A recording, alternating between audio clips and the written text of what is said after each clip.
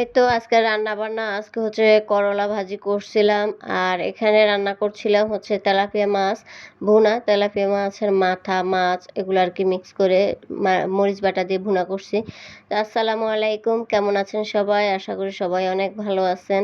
এই তো সকালের নাস্তা রেডি করতেছিলাম। এখানে রুটি ভেজে নিলাম আর এখানে ডিম ভাজতেছি। ডিম দিয়ে আমার শাশুড়ি মা আর হচ্ছে সালমানের বাবা ওনারা দুজনে খাবেন আরকি। আর আমি হচ্ছে ভাত খাবো। তো ওনাদেরকে ডিম ভেজে দিতেছি। ভাবলাম যে একটু পেঁয়াজ মরিচ দিয়ে ভেজে দেই, তাহলে খেতে ভাল লাগবে, ঝাল ঝাল মরিচ বেশি করে দিয়ে।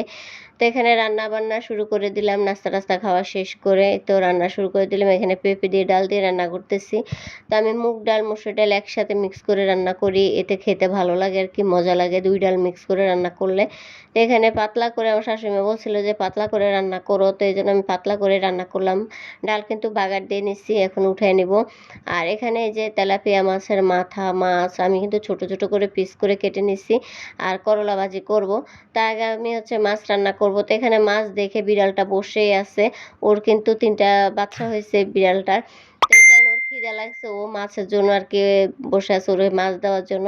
তো এখানে আমি এই তো রান্না বসায় দিলাম। এখানে হলুদ, মরিচ হচ্ছে রসুন বাটা, একটু সামান্য আদা বাটা, একটু জিরা বাটা দিয়ে আর এই তো এখন মরিচ বাটা দিয়ে দিলাম। মরিচ বাটা বলতে আসলে কালকে মরিচের ভর্তা করছিলাম, ওই ভর্তাই ছিল। তো ভর্তা থেকে এখানে কদ্দু দিয়ে দিচ্ছি এর সাথে। আর মরিচ বাটা দিয়ে এরকম মাছ ভুনা করলে খেতে কিন্তু অনেক মজা লাগে। আর দেখেন আমি কিন্তু মোবাইলে ধরে রান্না করতে পারি না, তখন আমার রান্না এলোমেলো হয়ে যায়। যখনই ভিডিও করতে নেই রান্নাটা একটু এলোমেলো হয়ে যায়, মানে খুন্তি আরেক দিকে চলে যায়। আপনারা দেখতেই পারলেন। তো এই তো রান্নাবান্না শুরু করে এখানে হচ্ছে পানি দিয়ে দিলাম কিছু, ভালো করে মাছটা ঝোলের মধ্যে কষে আমি পানি দিয়ে দিছি। আর এখানে কিন্তু রান্নাও হয়ে গেছে, এই যে দেখেন। ধনিয়া পাতা দিলে আরও বেশি ভাল লাগতো, তো কী করবো আর, ধনিয়া পাতা তো নাই বাসায়। তো এটা এখন উঠায় নিব, কারণ এই মাছ ভুনা কিন্তু হয়ে গেছে একদম শুকনো হয়ে গেলে আবার খেতে ভাল লাগবে না। তো এখানে তো করলা ভাজি করতেছি। করলা ভাজি হচ্ছে এর সাথে একটু রসুন বাটা, একটু জিরা বাটা দিয়ে দিলাম। আর কাঁচামরিচ, পেঁয়াজ তো দিলামই। তো দিয়ে হালকা হলুদ দিব, কারণ বেশি কালারফুল হয়ে গেলে আবার ভাল লাগে না। হালকা যেন একটু হলুদ কালার হয় তাই।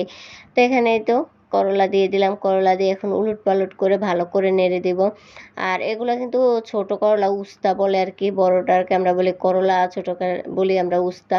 তো এটাকে ভালো করে নেড়ে আমি একটু ঢাকনা দিয়ে রেখে দিব, কারণ করলাগুলো একটু সিদ্ধ হতে সময় লাগবে তাই। আর করলা ভাজি কিন্তু গরম ভাতের সাথে খেতে অনেক মজা লাগে। আমার কাছে তো ভাল লাগে করলা ভাজি। যেকোনো ভাজি আমি খেতে পারি, কোনো অসুবিধা হয় না। গরম ভাতের সাথে বেশি ভালো লাগে। আর করলা ভাজি কিন্তু দুপুরবেলায় ভালো লাগে, রাত্রে আবার ভালো লাগে না খেতে। তো এখানে আবার রান্নার ফাঁকে আমার একটু খিদা লাগছিল, তো এখানে কাঁঠাল খাইয়ে নিতেছিলাম। আমাদের পাশের ফ্ল্যাট থেকে কাঁঠাল দিছে। আর আমার মেয়ে এখানে এসে আমাকে আবার মোবাইল দেখাইতেছে, ও মোবাইলে গান শুনে দেখাইয়ে চলে গেছে। তা আমি এখানে আবার একটু করলা ভাজিটাকে একটু নেড়ে দিতেছি, একটু নেড়ে আমি কাঁঠাল খাবো। তো এটা যদি নিচ দিয়ে আবার পোড়া লেগে যায়, তো এই তো দেখেন করলা ভাজি কিন্তু এখানে হয়ে গেছে। এটাকে নামিয়ে নিছি।